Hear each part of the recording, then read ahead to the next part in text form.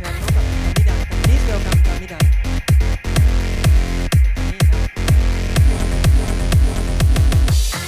คุณ Tommy เป็นคนที่ดูแลเรื่องอาวุธทุกอย่างนะครับในหนังของGame of Thrones นะฮะคืออาวุธทุกชิ้นที่เราเห็นจะเป็นมีดจะเป็นกฤษจะเป็นดาบง้าวหอกทุกอย่างคุณทอมมี่เป็นคนสร้างออกแบบนะครับและเดี๋ยวเราจะคุยกับเขานะครับ Welcome Tommy Thank you very much wonderful to be here I believe this is not your first time in Thailand No You've been here before Yeah I've been here this is my fourth time it's my first time for a long duration in Bangkok but I've been to Phuket and Krabi and Koh Samui on 3 different jobs to work on other films right on other films yes a fair few years ago so it's probably been 10 years since I've been back to Thailand so And in every film, your title is Weapons Master. Can you tell us what exactly is your job description and what a Weapon Master do? Yeah, well, my job obviously is the Weapons Master, and I deal with the design and the manufacture of all weapons. That's down from swords, shields, spears, belts, scabbards. Any weapon that you see that's been wielded to, inflict pain.I'm the one that has to create that with my team. And in Game of Thrones, I believe, in almost every scene, there's at least 1 or 2 weapons. Even though it's a dramatic scene, even though 2 people are talking, you still see weapons on the screen. Yes, we seem to have, every step we seem to be on, no matter what we do, there's a weapon somewhere. There's a weapon in the background for dressing or they're wearing it. So,they might not fight at the time, but yes, there's always something to do. So it does keep the on-set armorer, it keeps them quite busy on set. So let me start. When you receive the script, how detailed is the description of the weapons? How much you have to do according to what the book describes or the script describes? And how much freedom do you have in your imagination in creating a weapon? A good question.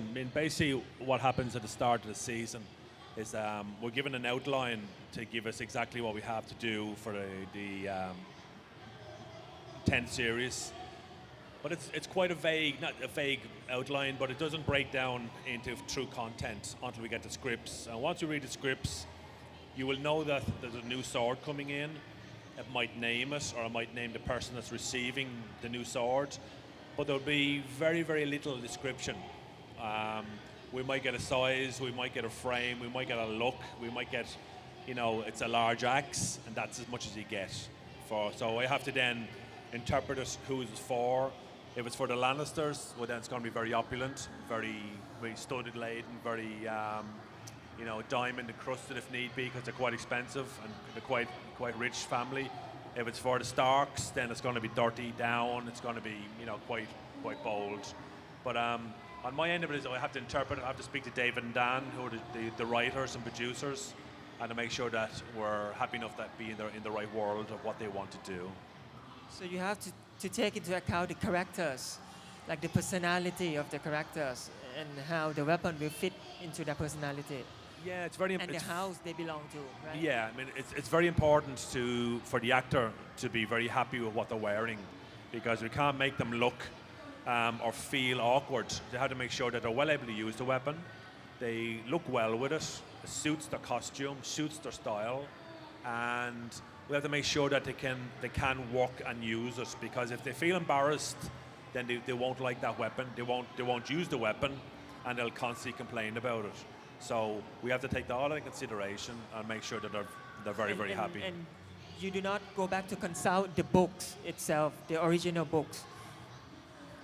I don't use the books. I think I read the book at the very start, probably the first 3 books. And they're a hard read. They're a great read. They're enjoyable. But I don't use any direction from the books whatsoever. I just use it for the show, and it's my interpretation.of what the sword is.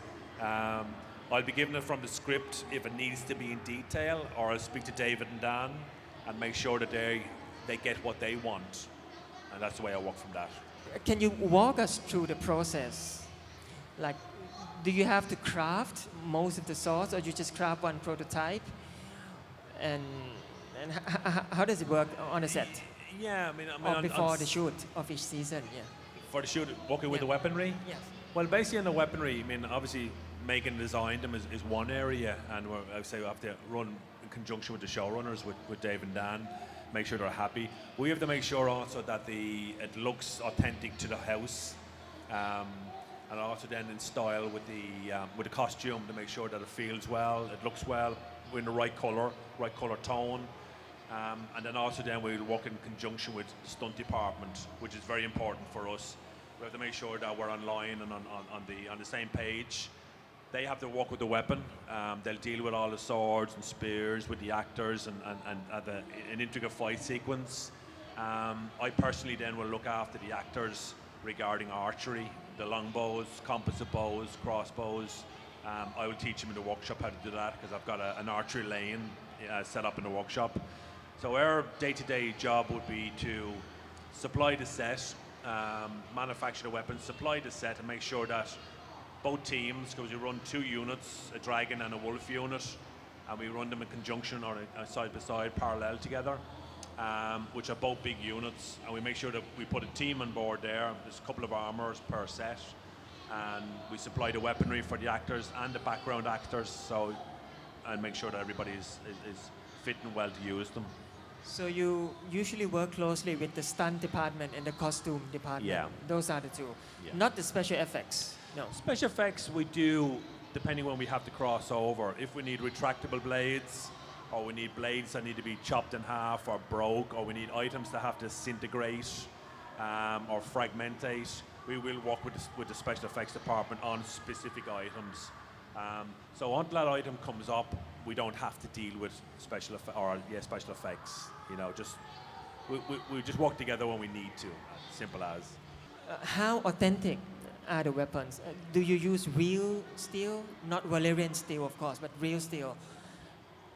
Yeah, I mean, All of them or some of them? well, you see, obviously by the great display that the guys have all designed and have there, the weapons that are on the display here at the moment, that's here today, are the authentic weapons that are on the set. So you'll see exactly, you know, what they are, what they're made of. We do basically make different weapons in different ways. We have some that have pattern welding, which is a steel blade. We will make aluminium blades, we'll make bamboo blades, and then we'll make rubber whole swords or rubber blades. So it all depends what the sequence is required. If the actor needs to do a lot of stunts, then we can go from aluminium to bamboo to rubber to make sure it's safe and works well. If we needed to show beautiful, you know, if it's just a silhouette or a look on camera visually, then we'll just work with the steel blade and the actual swords itself. And then we just, like I said, we'll intertwine them when need be and depending what the action needs to be. But it's quite a combination for one sword or one spear or even a shield. We have safety shields as well that can disintegrate or break on impact if need be. Like for example, one sword, you have to have many units of that sword. Yeah, there's Right, very for many different units. purposes. Yeah, for all different purposes. Because obviously we can't have a steel sword if the actor is riding on a horse, safety aspects as well as, you know, for the horse and for the actor, and for the people around them. The spears predominantly will have rubber heads, again, because the danger to eyes them. So we have to just make sure we take everything in consideration for the artists, the actors, and the crew looking after the set. So I think people are anxious to hear about some of the famous and recognizable weapons in Games of In the Thrones. Game of Thrones, yeah. Needle, Oathkeeper, Long Sorry, Claw. Long Claw, Yeah, maybe Ice, you can yeah. say a little bit Well, about those. obviously, some of them are named. Some of the weapons that are well named are well iconic to the series. To Game of Thrones, obviously, we probably the first one we've seen was Ice, which was Ned Stark's originally. We've seen it then on season 4 being melted down, and I was very lucky myself because I played the blacksmith in that series, so I'm the one that melted it down and broke it. So have to blame me for that one. And obviously we turned Ice into 2 other swords then, which we turned into Widow's Wail and to Oathkeeper, which are here today as well at the stand. You can go and have a look at them. But a lot of them are iconic in their own world and what they're named. And we got Needle, Oakkeeper, obviously, as I said, Widow's Wail. We've got a few more coming up as well, which I can't mention name-wise. So, a few of them are very iconic, as being simply why they're named. Needle, that's the one that most people remember. It's true, yeah. It first belonged to Jon Snow, I believe, and he gave it to Arya. Yeah. And I think for me, a needle is very crucial to Arya's rite of passage from For a character, yes. a girl into an adventure and a woman. Yeah. Yeah. How do you come up with needle? I mean, that one is a little bit awkward because Maisie, who plays Arya, was quite a small child, not saying child, but actor, young child actor. And she was 12, and you can see by her, she was a smaller character. So we had to make sure that the sword would grow with her to a certain degree. So we made it slightly longer for her, when she was a younger actor. It's more sort of grown into her now. It's still the same sword, exactly the same size. So we did make it a little bit longer originally to make sure it would suit her in her growth and in her years, because we knew that it would last for X amount of time. And again, obviously, it is what it is. It's needle, so it's quite pointy. It's got quite a shaped blade, and it's quite iconic in its own way. So it's a good one. So again, the script didn't actually describe what a needle looked like. No. So you just no. came up with that. It just basically gives you a name, and obviously we're dealing with. You have to figure out what Maisie, her size, her being a petite girl, a petite person. So we knew that we couldn't have a big blade, a big broad blade, so we had to make it exactly look like a needle. And the first thing you'd look at it when you see it, think, oh, it's very pointy. It's very slim, like a needle, or like a knitting needle is exactly what she had on the scene before Kit, who's Jon Snow, came in and presented her with the present. So she's always knitting as part of her sequence with Sansa. She's always knitting, and that's the idea where the needle obviously came from.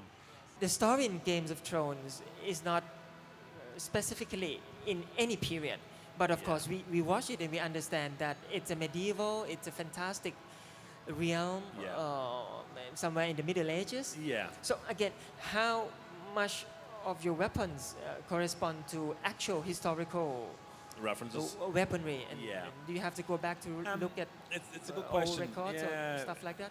I said that it's quite vague as such to a certain degree. Yes, we sort of in our own world we think yes we're in the medieval field because it looks medieval. Only because we can't really image it to something else or to another period because of the costume looks like it, the wet weather, the dirtiness of it looks like it. So it looks more medieval in the world. Obviously we're dealing with fantasy as well. So yes, there could have been all fantasy weapons if I wanted to go that way, but I'm trying to keep it as authentic as possible, like keep it with the costume, where the people live, where the different houses come from, and to make the weapon as authentic as possible to that period and to that house. Like the Lannisters, the Kingsguard, looking at the Starks, the Baratheons, the Boltons. It's trying to put them into different homes and different contexts of where they live. Dealing with the White Walkers, yes, we could go fantasy on that because, what is a White Walker and where does it exist? So we could go a little bit more opaque. So that we sort of idea to put into a shard of ice. So basically it is an ice sword, translucent, to make it look like it basically is a shard of ice. But I do try and keep the weapons as authentic as possible. A lot of research is through history.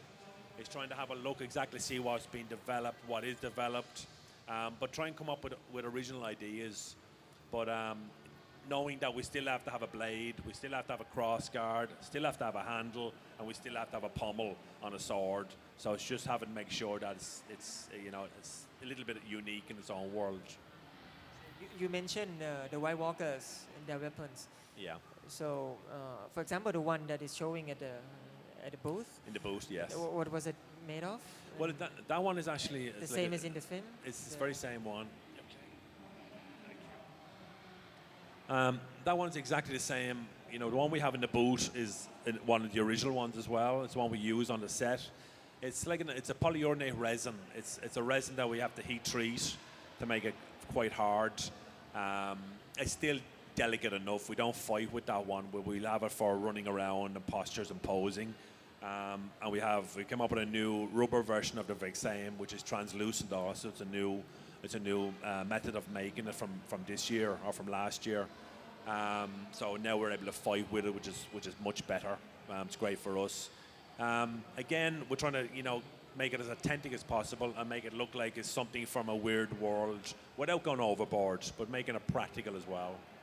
So did you draw it first on paper or on the computer before you actually mold the thing? I'm terrible like that. I mean, for me, it's all in the head. I'm terrible. I'm very lucky that I have Natalia, who works with me, and she'll sketch my ideas because, so you have a sketcher working for you? I do. I mean, what I do is that Natalia works. She works on the set. She does one of the armors on. She's a senior armor on Wolf Unit. But we obviously have a prep period of approximately 3 months, and we'll work and design and come up with the weaponry and make it prior to the shoot date, which is normally around July time. And then we have 4 to 5 months shoot. So we try and make everything that we need before we need to go onto sets and go to different locations. But yes, we'll try if I can, if I remember to do it. We draw it, and then we'll come up with a concept of it. And maybe if the guys, if David and Dan need to see it, we'll get a concept drawing of it and show the guys, and then make it from there. But normally, it's all in my head, and I just sit in the workshop and make my own. Was there anything that you created and they said, no, too much, too extreme, too violent? Do it again. No, this is Game of Thrones. There's nothing too violent. It's Game of Thrones. No, in fairness, there's nothing that the guys have adjusted. Some little items you might say, oh, can we make it maybe smaller or a bit shorter on the blade, or you allow them a bit of critique. But on average, it's left intact. What is your most favorite weapon that you created for Game of Thrones? If you have to pick one. If I had to pick one, I mean, I like making probably the White Walker sword. It's only because I had about 3 weeks to make that, because originally it was supposed to be a visual effects. So they were going to say, oh, we'll recreate in visual effects, and don't worry about it. We'll have a green sword, not to worry about it. And then unfortunately we had a meeting 3 weeks before we were going to start shooting, and I was told I was making it. So the panic was on. So it was like one of them things where the concept came quite quick, the manufacturer came quite quick because I had to. But it was enjoyable to make, and I enjoyed how it turned out. It's exactly the way I wanted it to be, so translucent. Even though there's a lot of swords and a lot of axes, and a few more this season you'll see coming through, which are very, very nice. That was it was enjoyable, but it was a bit of a difficult one to make. But I enjoy all of them. They're all very nice, so it's very hard to pick a favorite. And what about your favorite fight scenes that include your weapons? Which is the one that you think, okay, you have shown the efficiency and the beauty of your weapons? Yeah, I mean, there's so many. It's a problem. There's so many fights and so many killings. I suppose the Battle of Blackwater was very good to show everything. We had a lot of flaming arrows, so with archery. We had some trebuchets. We had some ballistas, which are siege engines, which are massive, big harpoons on top of the castellation on King's Landing. We're also dealing with landing craft, with boats, and we're dealing with more archers, and then we're dealing with battles, and then we're dealing with pitch oil. So that battle was quite good to show sort of the world of everything. Probably the other one would be the previous season, maybe season 3, I think it was, when we had Oberyn Martell fighting the mountain. That was quite a gruesome one. It was a new style for us as well. It's a new style of the Dorne family. So it was great to introduce new weaponry, new styles, and a new style of fighting with the wushu. So it's trying to get a bit oriental, a bit more flamboyant with Oberyn and with Martell. And I think we did that, and it was a great fight. It was a wonderful fight with the 2 actors. I think we let the audience ask some of the questions. I think we have time for 10-15 minutes. Lovely. Thank I you. believe we have a lot of questions from the floor here. ขอคนนี้ก่อนนะครับ แล้วก็คุณผู้หญิงนะครับ เดี๋ยวเรียงกันนะครับ เดี๋ยวคุณน้องผู้หญิงคนที่2ครับ Hi, my question is about Tyrion's blade that was used in the attempted assassination of Bran in the first season. I think that's like the most important blade in the whole story because it's what got the two families trying to kill each other, trying to take over the throne. So my question is, did we get to see that blade clearly in the TV show? And the second part of that question is, did you keep that blade? Sorry, I lost you on that very last bit. The second half of the question, did you keep the blade from season 1? All blades, I mean, all the swords, all the weaponry that you see on the set are originalized and still there. They're still kept. Everything is kept in my workshop back in Belfast. So on that end of it, yeah, we probably didn't see much of it. In your first question, we probably should have seen a lot more of it to a certain degree. But then that's up to the director and the showrunners. They will show what they want to see at the end of the day. As long as I know it's there, it can be used at any time and any time later on. But all weaponry, even though the character might die, it's on a shelf with a name and a big death sign above it. So everything's kept. ครับเชิญครับภาษาไทยก็ได้นะครับภาษาอังกฤษก็ได้ครับ Alright, very good evening. So I've got a question concerning ice in the melting ice scene. Say, if you are the blacksmith in the medieval time, if Game of Thrones really exists in like another galaxy, how would you feel if you were the one who like forged the ice and have to take it down yourself in making two out the sword? Yeah, I mean, you wouldn't be too happy because at the same time, it's an iconic sword, what ice is. So obviously the maker of ice wouldn't be too impressed having your sword melted down or broken into two different parts. But the only thing you can also look at as well, you're creating two more swords and two more beautiful swords from your one creation. So you can look at it that way as well. But I'd say if you originally made ice thinking, no, that's a pity because you want ice to last and continue on during the shoot or during the make.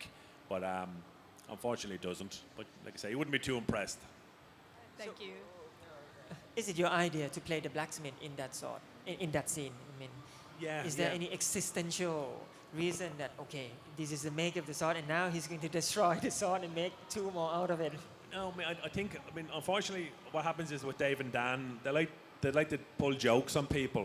And they're a bit of a practical jokers, the two of them. And I think every year somebody gets stitched up into a scene. And I got stitched up into the scene when I read in the script and I find my name's there. And I go, hang on a second, am I not working that day? So I end up getting roped in to do the blacksmith. And then I had my assistant, who is a blacksmith, assisting me on the same sequence, so it was good fun. But it was hot. It was 3 days of absolute torture because we had a foundry in the forge. It was about 1,500 degrees in a cellar, and it was absolute torture. But it was good fun at the same time. But it was me. ก็ถามถึงว่าตอนที่เขาต้องเล่นเป็นฉากคนที่หลอมดาบใช่ไหมครับคือเขาต้องหลอมไอซ์ให้กลายเป็น2ดาบนะครับผมถามว่าแล้วใครเป็นไอเดียใครที่ให้เขาเล่นนะครับเพราะเหมือนกับเขาเป็นคนสร้างเองแล้วต้องมาทำลายลายดาบนั่นเองเขาก็บอกว่าเป็นของโปรดิวเซอร์2คนนะครับเหมือนกับว่าเขาชอบแกล้งคนในกองถ่ายคือเอาคนนู้นคนนี้มาเล่นเป็นฉากเป็นตัวละครตัวนู้นตัวนี้เล็กๆน้อยๆนะครับแล้วก็เขางงมากตอนแรกที่มีชื่อเขาอยู่ในสคริปต์ว่าเขาต้องไปเล่นนะฮะเพราะเขาคิดว่าเป็นวันหยุดแต่สุดท้ายต้องไปถ่ายแล้วก็ถ่ายทำอยู่ในโรงไอตีดาบนี่มันร้อนเหน็ดเหนื่อยทรมานมากนะครับ more questions เยอะเลยนะครับทางนี้ยกไว้ก่อนเลยครับทางนี้1นะครับ2นะครับคุณผู้หญิงแล้วเดี๋ยวต่อด้วยคุณผู้ชายเสื้อดำครับ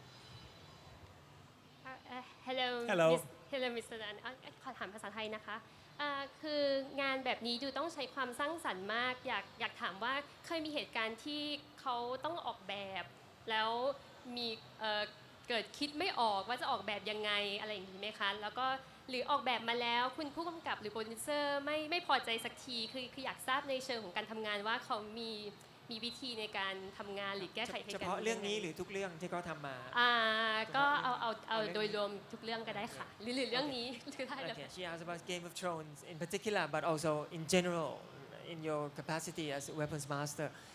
Your job requires a lot of creativity. Is there a point, is there a time when you feel like you are blocked, that you cannot think of anything else to do? And is there a time when you propose a design or a prototype and then the director said, no, this is not good enough? Yeah, I mean that's a very good question. Very good question because I like not to be seen and not to be heard. I like to make the design, come up with design, and hopefully not show anybody because then they can't give out about it or they can't critique it and they can't change it. So I like to make something that should be right, should be in keeping with the sequence and the scenes, and hopefully it'll just go under the radar. So, you know, I do hate showing my weaponry, only because you don't want to be shot down and you don't want to be thinking, oh, I have to change it or I have to do this and I have to do that. So I do try and go under the radar and create the weapons and just move on to the next one, it's enjoyable making them, it's good fun. Yes, sometimes you might run out of ideas, but you know, I keep surrounding myself with material and cloths and filigree and bronze, and you know, there's always something comes. There's always something that will come to mind, or you'll work it out, and it'll just grow. It's one of those things where it'll come together in front of you, rather than have to sort of specifically design it. And then, I mean, I like to grow with it and see how it works out. Put something, change it if I need to. But good question.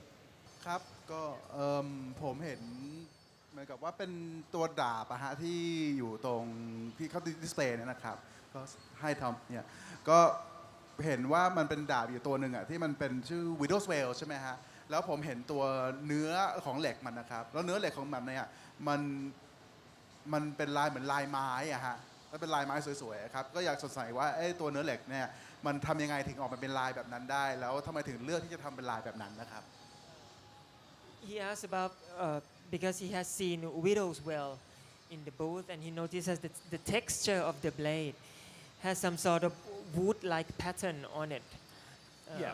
How did you achieve that? Yeah, I mean, what that is a pattern weld. Some people will call it Damascus because obviously it originated in Damascus, but it's a pattern weld. And basically what it is the folding of material and folding of different types of metal and consistencies. Once you fold it and then you have to hammer it out using machinery, it'll create different patterns. That one, you see the two of them are the very same because they were folded so many times the same way with the same material that you see Widow's Wail and Oathkeeper is similar pattern which it needed to be. And for example, you have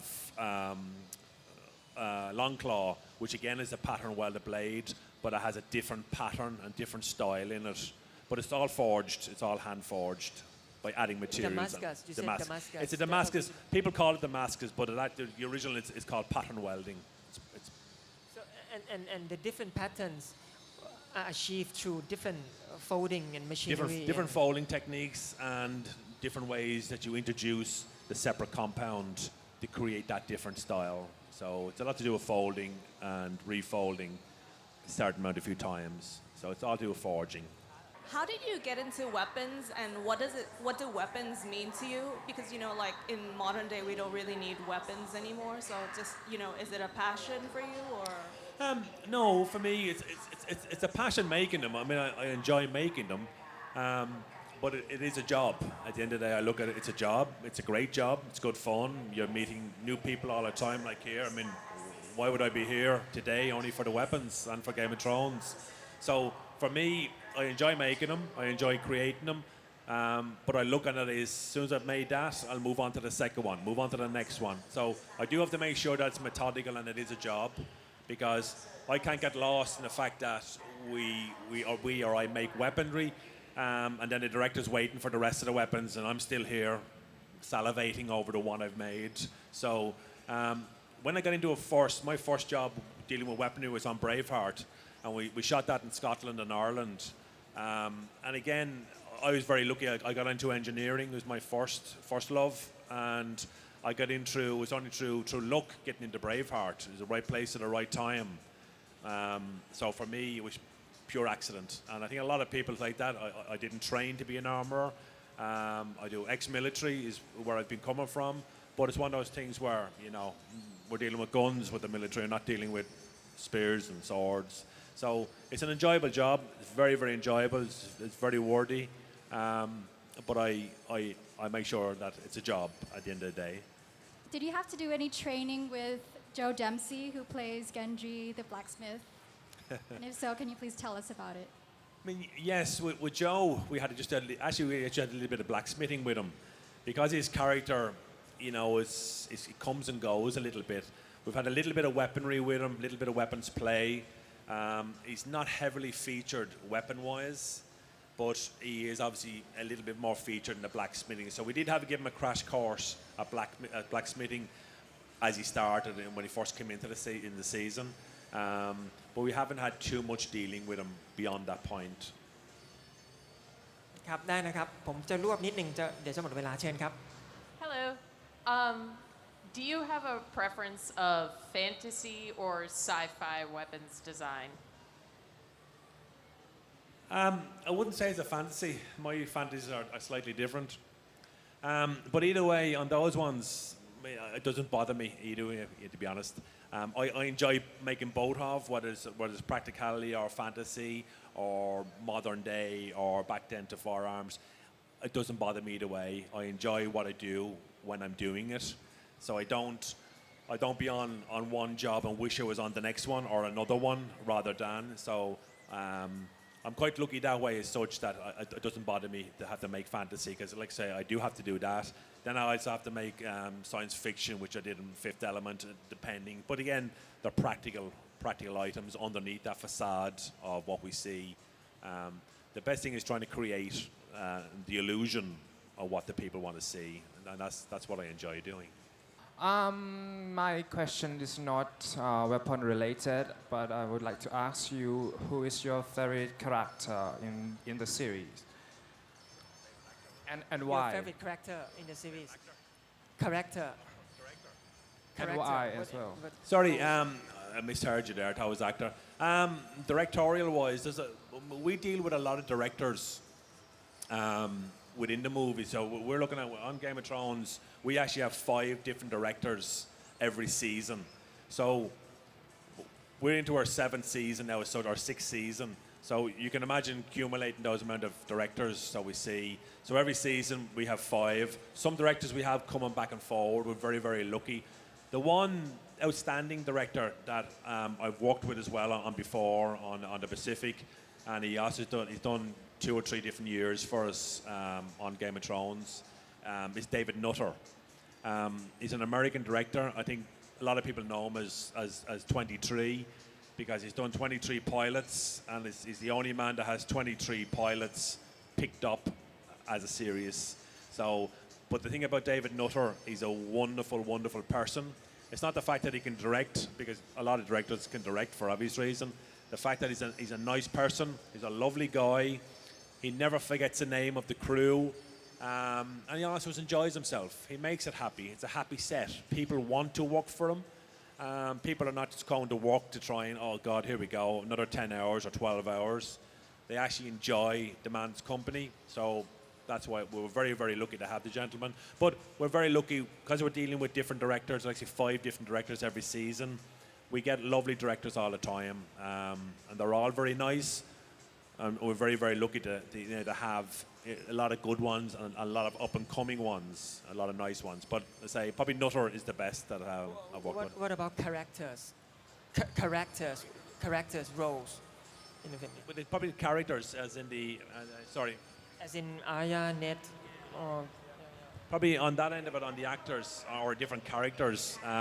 It all depends on my end of it what they have, because obviously I'm dealing with weaponry. But on my end of it, probably I like Jamie Stark and Tyrion, for example. I mean, Tyrion's one of our favourite. He's a lovely guy, but he's great fun on set as well. He's one of these guys that is just a cheeky chap, and he really enjoys the set. He enjoys the time, and he's always he's up to something. He's always up to some mischief. Like I say, he's probably one of my favourite characters on the set itself. so okay, this is really the last question, and it's coming from me.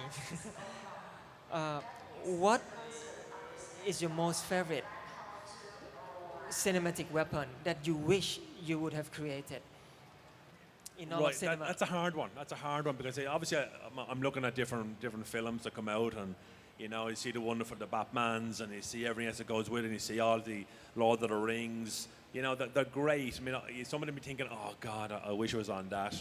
So it's very hard to pick one weapon that you wish you'd made, because there's a lot you think, oh yeah, that'd be nice.